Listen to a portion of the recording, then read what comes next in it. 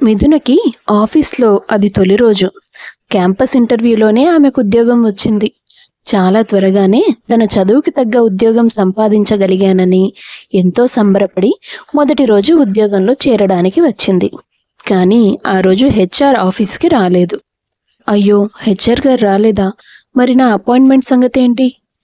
మీ పేరు already short list చేసి ఉంచారండి. HR గారు నిన్నటి నుంచే లీవ్లో ఉన్నారు. లాంగ్ లీవ్ పెట్టారు. వెళ్లే ముందే ఈరోజు జాయినింగ్ ఉన్న వాళ్ళని ఏ టీమ్స్లో వేయాలనేది లిస్టు రెడీ చేసి పెట్టారు. దాని ప్రకారం మీరు కన్నా సార్ టీంలో వెళ్ళండి. కన్నా సారా? ఆయన ఎవరు? చూడండి, అక్కడ 10th నెంబర్ టేబుల్ కనిపిస్తుంది కదా, అదే కన్నా సార్ టేబుల్. ఆయన టీంలో మొత్తం 6 మెంబర్స్ ఉన్నారు. ఇప్పుడు మీతో కలిపి 7. థ్యాంక్ యూ సార్ అని చెప్పి కన్నా దగ్గరికి వెళ్ళింది మిథున. ఎక్స్క్యూజ్ మీ సార్, నేను మీ టీంలో న్యూ మెంబర్ని. ఈరోజే జాయిన్ అయ్యాను. ఓకే, మిథున అంటే నువ్వేనా? Yes sir. సరే, డాక్యుమెంట్స్ అన్నీ టేబుల్ మీద ఉంచు. నాకు కొంచెం వర్క్ ఉంది. అది పూర్తయ్యాక నువ్వేం చేయాలనేది ఎక్స్ప్లెయిన్ చేస్తాను. Okay sir. అలా మిథున కన్నా టీంలో జాయిన్ అయిన తర్వాత వాళ్ళ టీంతో కలిసి చక్కగా పనిచేసుకోవడం ప్రారంభించింది. మిథున చాలా తెలివైంది. దాంతో తక్కువ కాలంలోనే తను చేయాల్సిన పని మీద పూర్తి అవగాహన తెచ్చుకుంది. వెరీ గుడ్ మిథున, జూనియర్వి అయినా అన్నీ బాగా అర్థం చేసుకుంటున్నావు. బాస్ నాకు ఒక న్యూ ప్రాజెక్ట్ అప్పచెప్పారు. అందులో కొంత భాగం నీ చేత చేయించాలనుకుంటున్నాను. చేయగలవా? అయ్యో సార్, సంతోషంగా చేస్తాను. ఓకే, మన దగ్గర వారం మాత్రమే సమయం ఉంది. ఈలోపు పూర్తయిపోవాలి. అస్సలు ఆలస్యం చేయకూడదు. అలాగే అని చెప్పి ఆఫీస్లోనే కాకుండా హాస్టల్కి వెళ్ళిన తర్వాత కూడా ఎంతో కష్టపడి అతను అప్పచెప్పిన పనిని పూర్తి చేసింది ఆమె. ఆ రోజు సోమవారం ఎంతో సంతోషంగా తను పూర్తి చేసిన పని తాలూకు పెన్ డ్రైవ్, డాక్యుమెంట్స్ అన్నీ తీసుకుని తన స్కూటీ మీద ఆఫీస్కి బయలుదేరింది. కానీ దారిలో ర్యాష్గా డ్రైవ్ చేస్తున్న ఒక కారు ఆమె స్కూటీని ఢీకొనడంతో ఆమె కింద పడిపోయింది. గాయాలు కూడా అయ్యాయి. ఇటు పక్క ఆఫీస్లో ప్రాజెక్ట్ సబ్మిషన్కి టైం దాటిపోతుంది. కన్నా చాలా కంగారుగా ఉన్నాడు. చాలాసార్లు మిథునకి ఫోన్ ట్రై చేశాడు. ఇంకో 5 నిమిషాల్లో టైం దాటిపోతుందనగా మిథున లైన్లోకి వస్తుంది. ఏ మిథున, కొంచెమైనా కామన్ సెన్స్ ఉందా నీకు? జూనియర్ అయినా నీ మీద నమ్మకంతో ఎంతో ముఖ్యమైన ప్రాజెక్ట్ అప్పచెప్పాను తెలుసా? ఇంతవరకు ఆఫీస్కి రాకపోతే ఏంటి అర్థం? ఆ మాత్రం టైం సెన్స్ ఉండదా? నేను నిన్ను నమ్మి ప్రాజెక్ట్ ఇచ్చినందుకు నాకు బాగా బుద్ధి చెప్పావు. నీ సస్పెన్షన్ లెటర్ రెడీ చేసి ఉంచుతాను, వచ్చి పట్టుకెళ్ళు అంటూ కోపంగా ఫోన్ పెట్టేశాడు. అప్పుడే ఓ వ్యక్తి వచ్చి, సార్, ఈ బ్యాగ్ మీకు ఇవ్వమని ఒక ఆవిడిచ్చారు. అవునా? ఏముంది ఇందులో?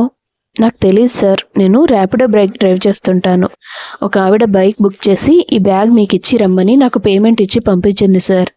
చాలా ముఖ్యమైన వస్తువులు ఉన్నాయని చెప్పింది అనేసి అతను వెళ్ళిపోయాడు. అతనిచ్చిన బ్యాగ్లో ప్రాజెక్ట్కి సంబంధించిన పెన్ డ్రైవ్ డాక్యుమెంట్స్ అన్నీ ఉన్నాయి. అది గమనించిన అతను వెంటనే కాన్ఫరెన్స్ హాల్కి వెళ్ళి ప్రజెంటేషన్ ఇస్తాడు. మధ్యాహ్నం సమయానికి కాస్త తీరిగ్గా ఉన్నప్పుడు మిథునకు ఫోన్ చేస్తాడు. హలో సార్, చెప్పండి. ఏమైంది మిథున, మీటింగ్కి ఎందుకు రాలేదు? సార్, చిన్న యాక్సిడెంట్ అయింది, హాస్పిటల్లో ఉన్నాను. వాట్, యాక్సిడెంటా? హా సార్, ప్రాజెక్ట్ డీటెయిల్స్ ఒక బ్యాగ్లో పెట్టి పంపించాను, మీకు అందాయా? యా, ఒకతను తీసుకొచ్చి ఇచ్చాడు. ప్రెజెంటేషన్ పూర్తయిపోయింది. క్షమించు మిథున, నేను అసలు ఇదంతా ఊహించలేదు.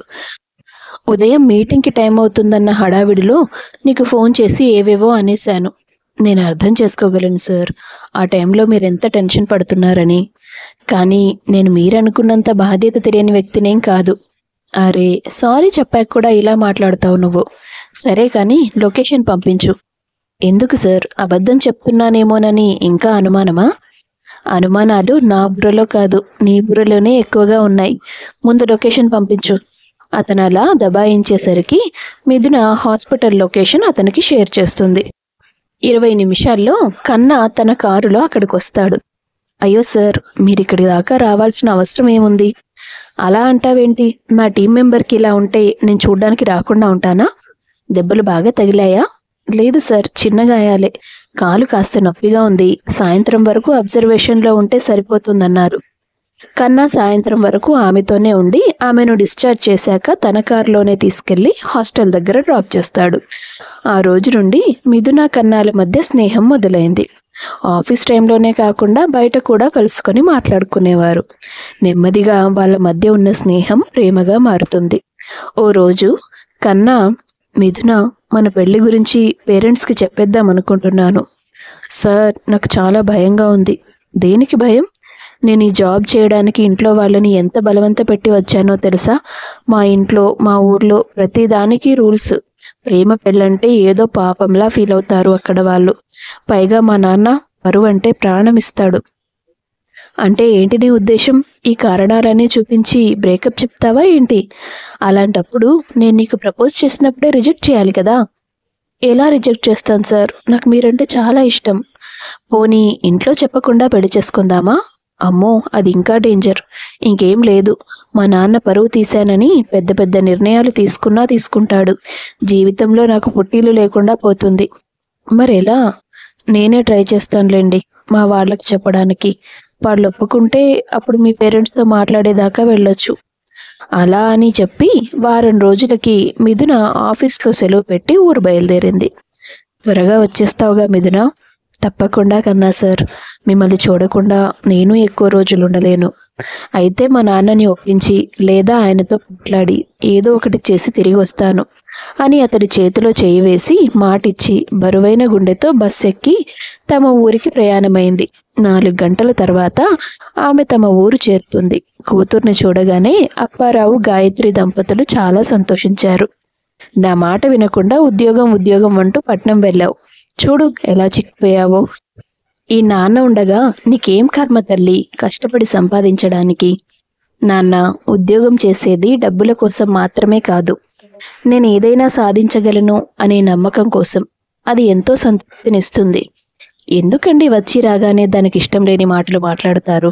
అమ్మా మిథున, మీ నాన్న ఏదో ఒకటి అంటూనే ఉంటారు, కానీ లోపలికి రా అంటూ గాయత్రి కూతుర్ని ఇంట్లోకి తీసుకెళ్ళింది.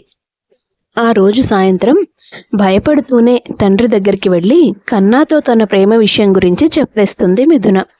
ఆమె ఊహించినట్టుగానే అప్పారావు చాలా ఆవేశపడ్డాడు. ఇందుకే నేను నిన్ను పట్నం పంపననుకున్నది. మన ఊరి పరిస్థితులు, ఈ అప్పారావు పరువు ప్రతిష్టల గురించి నీకు తెలుసు. అయినా ఇలాంటి వేషాలు వేస్తున్నావు నువ్వు. నాన్న, మాది ప్రేమ పెళ్ళని ఊర్లో తెలిస్తేనే కదా సమస్య. ఎవరికీ తెలియకుండా మీరు కుదిర్చిన పెళ్లిలాగే చేయొచ్చు కదా. ఆమె అలా ఎదురు మాట్లాడేసరికి అప్పారావు కూతురు మీద చేయి చేసుకుంటాడు. తన చేతిలో ఉన్న ఫోన్ లాగేసుకుంటాడు. నిన్నిక్కడికి పిలిపించింది నీకు పెళ్లి కుదిరిన విషయం చెప్పడానికి, నువ్వు చెప్పింది ఒప్పుకోవడానికి కాదు. పెళ్ళేంటి నాన్న? ఆశ్చర్యంగా భయంగా అడిగింది మిథున. అవును, రంగన్న కొడుకు రమణతో నీకు పెళ్లి జరిపిస్తానని నేను రంగన్నకి కొన్నేళ్ల క్రితమే మాటిచ్చాను. ఆ మాట నిలబెట్టుకోవడానికి నిన్ను ఇంటికి రమ్మని నేను పిలవబోయే లోపే నువ్వే వస్తున్నానని చెప్పావు. పెళ్లికి ముహూర్తాలు కూడా పెట్టించేశాను. వచ్చే వారమే పెళ్లి. ఇక నువ్వు తిరిగి పట్నం వెళ్ళడాలు లేవు. నాన్న, నేను ఈ పెళ్లి చేసుకోను. ఈ పెళ్లి జరగకపోయినా నువ్వు పట్నం బయలుదేరినా మరుసటి రోజే నా శవాన్ని చూడ్డానికి తిరిగి రావాల్సి వస్తుంది. నా పరువు కంటే ప్రాణం ఏమీ ఎక్కువ కాదు నాకు అని కోపంగా తన నిర్ణయాన్ని చెప్పేస్తాడు అప్పారావు. కనీసం విషయం కన్నాతో చెప్పడానికి తనకు అవకాశం లేకుండా పోయింది. ఇలాంటి స్పందనే వస్తుందని తను ఊహించింది, కానీ అప్పటికప్పుడు తనకి పెళ్లి చేస్తారని మాత్రం ఊహించలేదు. అప్పారావు తన బెదిరింపులతో కూతురు నోరు కట్టేసి వారం రోజుల్లోనే రమణతో పెళ్లి జరిపించేశాడు. రమణ పెద్దగా చదువుకోలేదు. తండ్రితో పాటు తమ పొలం పనులు చూసుకుంటాడు. కానీ చాలా సౌమ్యమైన స్వభావం కలిగినవాడు. వాళ్ళ పెళ్లి జరిగిన మర్నాడు, ఏమైంది మిథున? నిన్నటి నుంచి చూస్తున్నాను, నువ్వు చాలా ముభావంగా ఉంటున్నావు. ఏం జరిగింది? నాతో పెళ్లి నీకు ఇష్టం లేదా అంటే నీ ప్రశ్నలకి మిథున నుండి ఎలాంటి సమాధానం రాలేదు. అర్థమైంది, నువ్వు బాగా చదువుకున్నావు, ఉద్యోగం కూడా చేశావు. నేనేమో 10వ తరగతి కూడా పాస్ అవ్వలేదు. మనిద్దరికీ జోడీ అంటే నీకు నచ్చలేదేమో కదా. మీ పట్ల నాకు ఎలాంటి చిన్న చూపు లేదు రమణ. కానీ నాన్న నాకు చాలా సడన్గా పెళ్ళేర్పాట్లు చేసేశాడు. నా అభిప్రాయం కూడా అడగలేదు. ఎంతో ఇష్టపడి సంపాదించిన ఉద్యోగం మాన్పించేశాడు. వీటన్నింటినీ నా మనసు తట్టుకోలేకపోతోంది. మరి ఈ మాటను నాతో పెళ్లికి ముందే చెప్పుండొచ్చు కదా మిథున. మామయ్యతో నేను మాట్లాడేవాడిని కదా. ఇప్పుడు ఎన్ని అనుకున్నా ఏం లాభం లేదు. నాకు కొంచెం సమయం కావాలి రమణ. సరే, నీకెంత సమయం కావాలన్నా తీసుకో. బలవంతం ఏమీ లేదు, కానీ సంతోషంగా ఉండు. మిథున తనలో తానే సతమతం అయిపోయింది. ఇటు పక్క కన్నా మిథున వైపు నుండి ఏ కబురు లేకపోవడంతో కంగారు పడుతూ ఉంటాడు. ఓ 4 రోజులు పోయాక రమణ తల్లి శాంతమ్మ, ఏంట్రా రమణ, ఆ పిల్ల గది దాటి బయటికి రాదేంటి? ఏదైనా పని చెప్తేనే చేస్తుంది. ఆఖరికి తిండి కూడా తినమని చెప్తేనే బయటికి వస్తుంది. ఏదైనా సమస్య? మీరిద్దరూ బాగానే ఉంటున్నారా? అయ్యో అమ్మ, మా ఇద్దరి మధ్య ఏ సమస్య లేదు. మేం బాగానే ఉంటున్నాం. అప్పారావు మావయ్య ఉన్న ఫలంగా తనని ఉద్యోగం మానేయమనేసరికి తను బెంగ పెట్టుకుంది. బాగా చదువుకుంది కదా, చదివిన చదువుకి అర్థం లేకుండా పోయిందని మనసులో బాధపడుతున్నట్టుంది. నాతో చెప్పుకుంటే నేనేమంటానో అని ఈ విషయం గురించి నా ముందు కూడా బయటపడడం లేదు. మరి నువ్వేమనుకుంటున్నావు? పిల్లని పట్నం పంపిస్తా అంటావా ఏంటి? ఒక్కగానొక్క కొడుకువి. పెళ్ళాన్ని తీసుకుని పట్నం వెళ్తానంటే మేం మాత్రం ఒప్పుకోం. ఛ! అమ్మ ఇలా అంటుందేంటి? సర్లే, ఇప్పుడు వీళ్ళని బాధ పెట్టడం ఎందుకు అని. అట్లా ఏం ఉండదమ్మా, 4 రోజులు పోని తనే సర్దుకుంటుంది అని అప్పటికి మాట దాటేశాడు. ఎన్ని రోజులు గడిచినా మిథున వైపు నుండి మౌనం తప్ప మార్పు లేదు. భార్య తనతో సరిగ్గా మాట్లాడకపోయినా రమణ మాత్రం తనతో చాలా ప్రేమగా మెలిగేవాడు. అడిగినా అడగకపోయినా తన అవసరాలు అర్థం చేసుకునేవాడు. ఇంట్లోనే ఉంటే తనలో బాధ ఇంకా పెరుగుతుందేమోనని అప్పుడప్పుడు తనతో పాటు పొలం గట్టుకు తీసుకెళ్లి కబుర్లు చెప్పే ప్రయత్నం చేసేవాడు. మిథున, మనకి పెళ్ళై నెల రోజులవుతుంది. అప్పటి నుంచి నువ్వు ఇలాగే ఉంటున్నావు. జీవితం ఎప్పుడు మనం కోరుకున్నట్టుగానే సాగాలంటే అవ్వదు మిథున. మనకి నచ్చని మలుపులు వచ్చినప్పుడు కూడా కాలానికి తగ్గట్టుగా నడుచుకోక తప్పదు. మనం ఉన్న చోట సంతోషాన్ని పోగు చేసుకోవాలి, కానీ మనం దాటి వచ్చిన చోట్లోనే మన సంతోషాన్ని పారేసుకొని రాకూడదు. ఇది నువ్వు పుట్టి పెరిగిన ఊరు, నీకు అలవాటైన వాతావరణం. నీ బాల్యం మొత్తం ఈ ఊర్లోనే ఉంది. మరి నీ సంతోషం ఎందుకు ఇక్కడ లేదు? నాకు అర్థం కావడం లేదు. అలాంటిదేం లేదండి, నేను బాగానే ఉన్నాను అంటూ మాట దాటేసింది ఆమె. మన పెళ్ళి నీకు ఇష్టం లేకుండా జరిగిందని నేను చూస్తుంటేనే నాకు అర్థమవుతుంది. కానీ అలా అని మన మధ్య ఉన్న బంధం మారిపోదు కదా. నీకు తెలుసా, అప్పారావు మావయ్య మన పెళ్లి గురించి మా ఇంట్లో మాట్లాడినప్పటి నుండి ఎప్పుడెప్పుడు నువ్వు పట్నం నుండి తిరిగి వస్తావా అని 1000 కళ్ళతో ఎదురు చూశాను. చిన్నప్పటి నుంచి నాకు నువ్వంటే చాలా అభిమానం. ఆ అభిమానం మనకి పెళ్ళన్న విషయం తెలిసాక ప్రేమగా మారింది. నీ మెడలో తాళి కట్టి మా ఇంటికి తీసుకొచ్చాక నేను మహారాణిలా చూసుకోవాలని, నీతో కలిసి ఆనందంగా బతకాలని ఎన్ని కలలు కన్నానో. కానీ నీ మౌనం నన్ను సందిగ్ధంలో పడేస్తోంది. ఇది సమస్య అని నోరు విప్పి చెప్పకపోతే నాకెలా తెలుస్తుంది మిథున? భర్తకి తన పట్ల ఉన్న ప్రేమ గురించి తెలిసాక మిథునకి అతని మీద జాలి వేసింది. ఎలా స్పందించాలో అర్థం కాక, నేను మీతో చెప్పాను కదా నాకు కొంచెం సమయం కావాలని. ఇంకొంతకాలం ఎదురు చూడండి ప్లీజ్ అంటూ బతిమాలుకుంది అతన్ని. ఎదురు చూడ్డానికి నాకు ఎలాంటి సమస్య లేదు. నువ్వు నవ్వుతూ ప్రశాంతంగా ఉంటే ఎంతకాలమైనా నేను ఎదురు చూస్తాను నీ ప్రేమ కోసం. నా బాధల్లా నీ మొహంలో కనిపిస్తున్న దిగుల్ని ఎలా మాయం చేయాలా అని. కాలం ప్రతి సమస్యకి ఒక పరిష్కారం చూపిస్తుందంటారు కదా. త్వరలో నా విషయంలో కూడా అది నిజం కావచ్చు. అప్పటిదాకా ఓపిగ్గా ఉండండి చాలు. ఆ రోజు జరిగిన సంభాషణ తర్వాత మిథున కనిపించింది. ఎలాగైనా కన్నా సార్తో మాట్లాడాలి. ఈ సమస్యకు పరిష్కారం ఆయన దగ్గర ఉంటుందేమో అనుకొని మర్నాడు భర్త పొలానికి బయలుదేరుతున్నప్పుడు, ఏవండి, నాకింట్లో బోర్ కొడుతుంది, మీ ఫోన్ ఇచ్చి వెళ్తారా? అయ్యో దానికేనా, ఇదిగో తీసుకో అని తన సెల్ ఫోన్ ఆమె చేతికిచ్చి అతను పొలం వెళ్ళిపోతాడు. ఇంట్లో అత్తమామలు కూడా లేని సమయం చూసుకొని మిథున కన్నాకి ఫోన్ చేస్తుంది. హలో, ఎవరు అంటూ చిరాగ్గా మాట్లాడతాడు కన్నా. కన్నా సార్, నేను మిథున. మిథున, ఏమైపోయావు? ఎన్ని రోజులుగా ఎదురు చూస్తున్నాను తెలుసా నీ ఫోన్ కోసం. నీ నుంచి ఏ కబురు లేకపోయేసరికి మీ ఊరు రావాలని నిర్ణయించుకున్నాను. అయ్యో సార్, అంత పని చేయకండి అని మొదలుపెట్టి తనకు పెళ్లి జరిగిన విషయం, తన తండ్రి తనని కట్టడి చేసిన విషయం అన్నీ చెబుతుందామె. మీ నాన్న బెదిరింపుకి లొంగిపోయి నా ఆశల్ని చంపేస్తావా మిథున? నువ్వే చెప్తున్నావుగా ఈ పెళ్లి నీకు ఇష్టం లేకుండా జరిగిందని. మరి అలాంటప్పుడు అతన్ని వదిలేసి వచ్చేయొచ్చు కదా. అమ్మో సార్, అది ఇంకా పెద్ద సమస్య అవుతుందేమో. నీకోసం నేనున్నాను. నువ్వు వచ్చేస్తే ఇక నువ్వు వాళ్ళకి లేవని అనుకుని నీకు నీళ్లు వదిలేసుకుంటారు తప్పితే ఎవ్వరూ ఏమీ చేసుకోరు. మీ వాళ్ళు నీకోసం ఉన్నా లేకపోయినా నేనున్నాను కదా. వచ్చేయి మిథున, నువ్వు లేకుండా నేను బతకలేను. నా మనసు కూడా చాలా బరువుగా ఉంది సార్. ప్రశాంతంగా బ్రతకలేకపోతున్నాను. అలా అని ఏ నిర్ణయం తీసుకోలేకపోతున్నాను. నీ ఇష్టానికి నీ ఆశలకి విలువలేని చోట బ్రతకాల్సిన అవసరం ఏమీ లేదు. రేపటి నుంచి 3 రోజులు ఆఫీస్లో వరుసగా మీటింగ్స్ ఉన్నాయి. అవి పూర్తి చేసుకొని 4వ రోజు నేను మీ ఊరు వస్తాను. టైం చూసుకొని నిన్ను తీసుకొచ్చేస్తాను. గుర్తుపెట్టుకో, ఆ రోజు ఎలాగైనా ఈ ఫోన్ నీ దగ్గరే ఉంచుకో. మిథున ఏమీ మాట్లాడకుండా ఫోన్ పెట్టేసింది. 2 రోజులు గడిచాయి. 3వ రోజు రమణ ఎంతో సంతోషంగా ఇంటికొచ్చాడు. మిథున, ఈరోజు నీకోసం చాలా గొప్ప బహుమతి తీసుకొచ్చాను తెలుసా? బహుమతి అంటున్నాడు, చేతిలో ఏమీ లేదనుకుంటున్నావు కదా? నేను తెచ్చింది వస్తువు కాదు, సంతోషం. అతని మాటలు ఆమెకేమీ అర్థం కాలేదు. నేను ఇప్పుడే మీ నాన్నతో మాట్లాడొస్తున్నాను. నువ్వు మళ్ళీ పట్నం వెళ్ళి ఉద్యోగం చేసుకోవడానికి ఆయన ఒప్పించాను. ఇక మా అమ్మ నాన్నల్ని ఒప్పిస్తే సరిపోతుంది. అదంత కష్టమేం కాదులే. నాన్న ఒప్పుకున్నారా? ఎలా? నేను ఖరాఖండిగా చెప్పేశాను. మిథున ఇప్పుడు మీ కూతురు కాదు, నా భార్య. తను ఉద్యోగం చేయాలా వద్దా అని మీరెందుకు నిర్ణయిస్తారు? నేను కదా నిర్ణయించాలి అని గట్టిగా మాట్లాడాను. అక్కడికి వెళితే మనిద్దరి మధ్య గొడవలు వస్తాయని, దూరం పెరుగుతుందని ఏదేదో చెప్పాడు మీ నాన్న. నా భార్యలో చాలా మార్పు వచ్చింది. తనకి నా మీద చాలా ప్రేమ ఉంది. చదువుకున్నానన్న పొగరుతోనో, ఉద్యోగం కోసమో, మరి దేనికోసం కూడా భర్తను వదిలిపెట్టే మనిషి కాదు అని గర్వంగా చెప్పాను. అంతే, ఒప్పుకున్నారు. ఇంట్లో మా అమ్మ నాన్నలకి కొద్ది రోజులే అని చెప్దాం. ఎలాగో వారానికి 2 రోజులు సెలవు కదా, వచ్చిపోతూ ఉంటే సరిపోతుందిలే. ఇప్పుడు చెప్పు, నీకు సంతోషమేగా? ఇక నుంచి ఇలా ముభావంగా ఉండవుగా? హా, సంతోషమేనండి. అమ్మయ్య, మొత్తానికి ఈ సమస్యకు ఓ పరిష్కారం చూపించేశాను. 2 రోజుల్లో పట్నం వెళ్ళిపోతాం. కొత్త జీవితం మొదలు పెడతాం. ఉద్యోగం చేస్తున్నాను కదా అని పిల్లలు వద్దనొద్దు. మనం కొత్త కాపురం మొదలు పెట్టాక దేవుడు ఎప్పుడిస్తే అప్పుడు పిల్లలు. రేపు మాపు అని మాట దాటేయొద్దు నువ్వు మరి అంటూ తన మనసులో ఉన్న ఆశలన్నీ భార్య ముందు చెప్పుకోసాగాడు రమణ. మిథున మనసు అపరాధ భావంతో కాలిపోతోంది.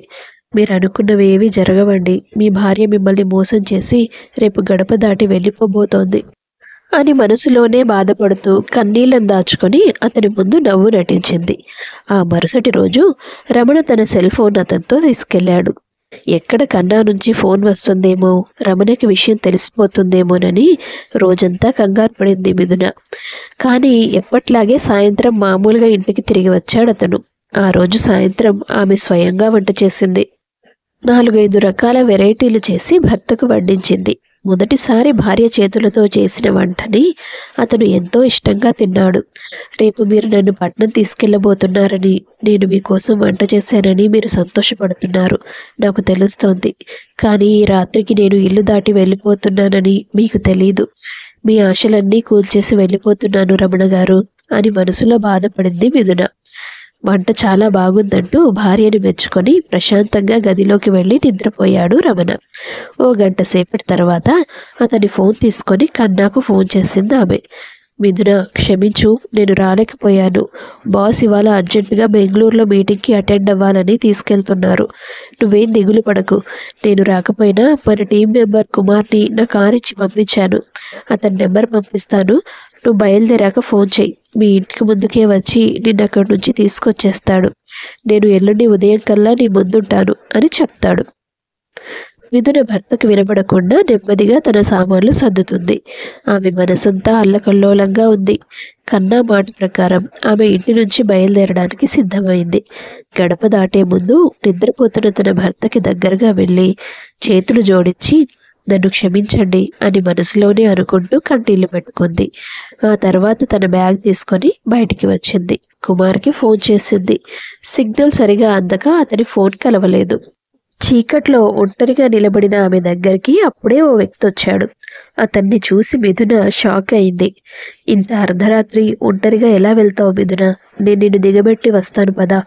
వేరే ఎవరినో నమ్మి పంపించడం కంటే నేనే నిన్ను కన్నాగారికి అప్పగించొస్తాను అని భర్త అనడంతో ఆమెకు దుఃఖం పొంగుకొచ్చింది. పరుగున వచ్చి అతన్ని గట్టిగా హత్తుకొని ఏడవసాగింది.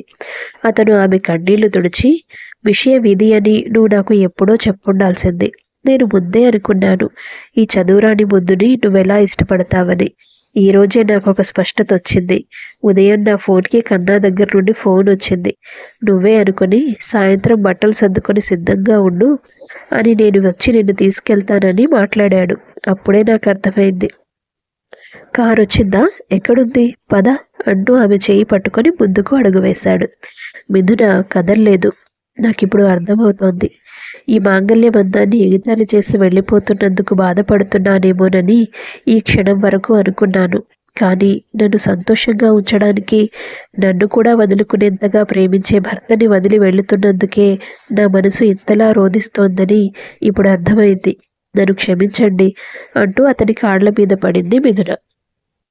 నా గురించి ఆలోచించొద్దు మిథున, నువ్వు సంతోషంగా ఉండడమే ముఖ్యం. నేనెలాగైనా బతికేస్తాను అంటూ తన కళ్ళలో ఉన్న కన్నీళ్లు తుడుచుకుంటూ గంభీరంగా చెప్పాడతను. మీరొకటి చెప్తుంటే మీ కళ్ళు మరొకటి చెప్తున్నాయి.